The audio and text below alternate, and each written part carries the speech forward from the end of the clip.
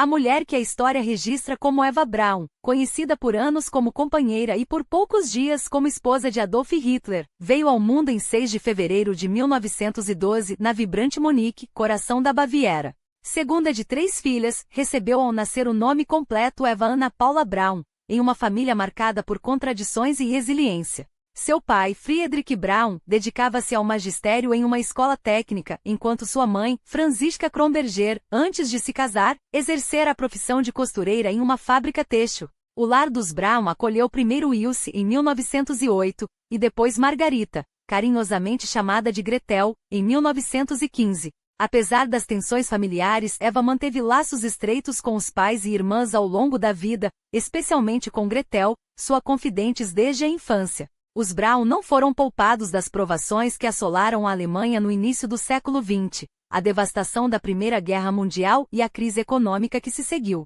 Friedrich alistou-se voluntariamente em 1914, servindo inicialmente na Sérvia e depois, em um hospital em Würzburg, até seu retorno em 1919. Quando voltou, encontrou um lar transformado.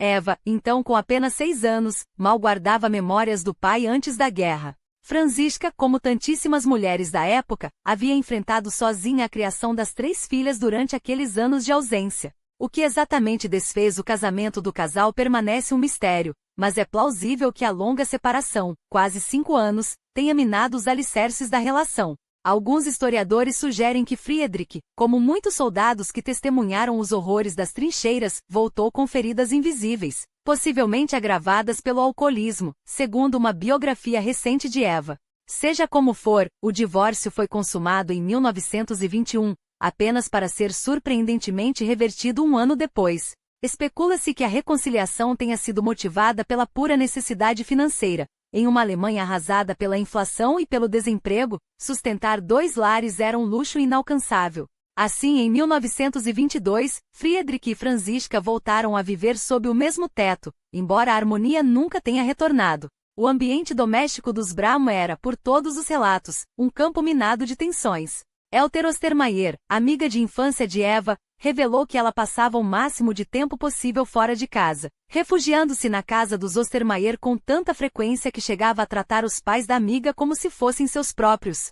A situação financeira da família, no entanto, começou a melhorar a partir de 1925, impulsionada pelos recursos americanos injetados na economia alemã pelo Plano Davis. Os Braun puderam, então, mudar-se para um apartamento mais espaçoso e até adquirir um automóvel, um sinal de status invejável na época. Mas o conforto material não trouxe paz ao casamento. As 3 filhas, aliás, não perderam tempo. Assim que atingiram a maioridade, deixaram o lar paterno. Biógrafos de Eva apontam que ela lutou contra episódios de depressão desde a adolescência até os 20 e poucos anos, talvez como herança daquele ambiente familiar conturbado. Eva cresceu em Munique, onde cursou o ensino fundamental em uma escola local e depois, um liceu católico. Embora não se destacasse academicamente, seu talento para os esportes era notável, uma paixão que cultivaria pela vida toda. Aos 16 anos, em 1928, ela deixou a casa dos pais para estudar no Instituto Marianil, em Simbas, uma escola católica voltada para a formação profissional de jovens mulheres. Lá, durante um ano, aprendeu artes domésticas, datilografia, contabilidade e outras habilidades secretariais, uma educação que, para os padrões da época, era considerável para uma moça de classe média baixa. O currículo não apenas a preparava para o casamento, como era comum, mas também lhe oferecia ferramentas para uma independência financeira, algo raro e valioso. E foi justamente essa formação que lhe abriu as portas para um emprego logo após a formatura, em 1929. Um anúncio no jornal a levou à oficina fotográfica de Heinrich Hoffmann, o fotógrafo não oficial e propagandista do Partido Nazista. Eva começou como balconista vendendo postais, câmeras e fotografias, além de gerenciar contas e estoque. Com o tempo, Hoffmann reconheceu seu potencial e a treinou nas técnicas de fotografia profissional, desde o manuseio de equipamentos até a revelação de imagens.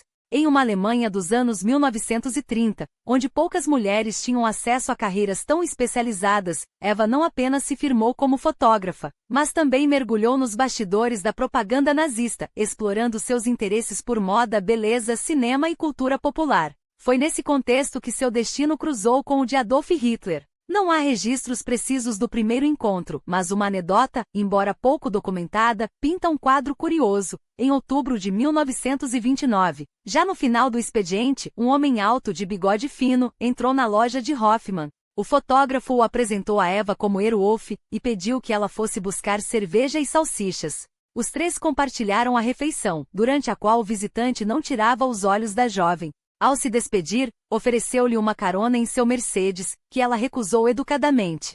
Só depois Hoffman revelou incrédulo: "Você não reconheceu? É Hitler, Adolf Hitler." Nascida e criada em Munique, Eva certamente conhecia a figura do líder nazista, cuja influência crescia vertiginosamente.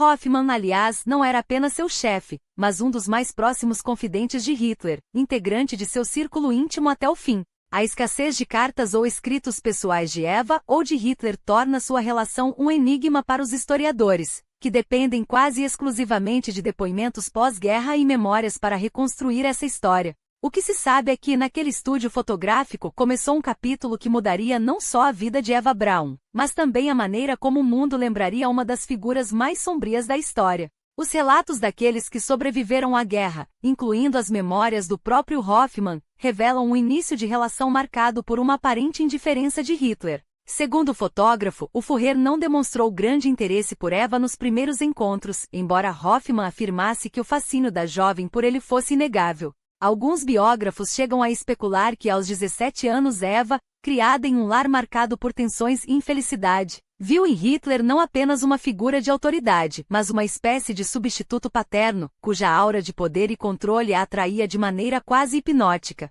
Pode parecer absurdo aos olhos de hoje, mas não se pode ignorar que nos anos 1930, muitas mulheres alemãs viam em Hitler um homem carismático, até mesmo fisicamente atraente, uma imagem cuidadosamente cultivada pela propaganda. E embora o próprio Hoffman tenha insistido que Hitler inicialmente não deu importância a Eva, os fatos sugerem o contrário.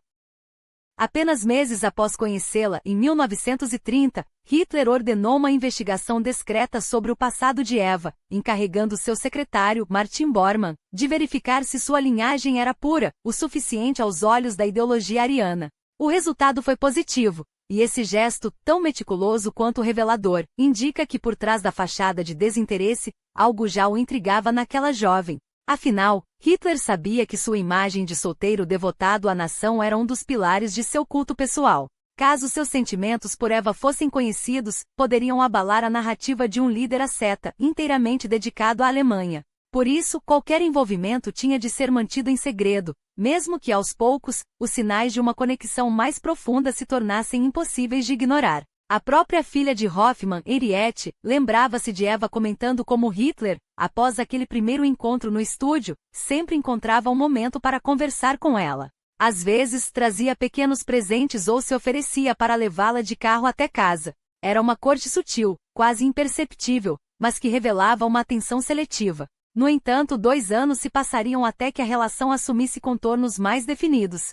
Na época, Hitler vivia com sua sobrinha de 21 anos, Geli Haubal, filha de sua meia-irmã Angela. Esse vínculo, envolto em sombras, ainda hoje intriga historiadores. Alguns o descrevem como doentio, marcadamente controlador, talvez até incestuoso. Outros preferem evitar juízos tão contundentes, mas concordam que era uma relação de extrema dependência. Geli havia se mudado para Munique aos 17 anos, supostamente para estudar, mas acabou presa em uma dinâmica opressiva, isolada de amigos, vigiada por guardas, proibida de sair sem permissão. Em 1900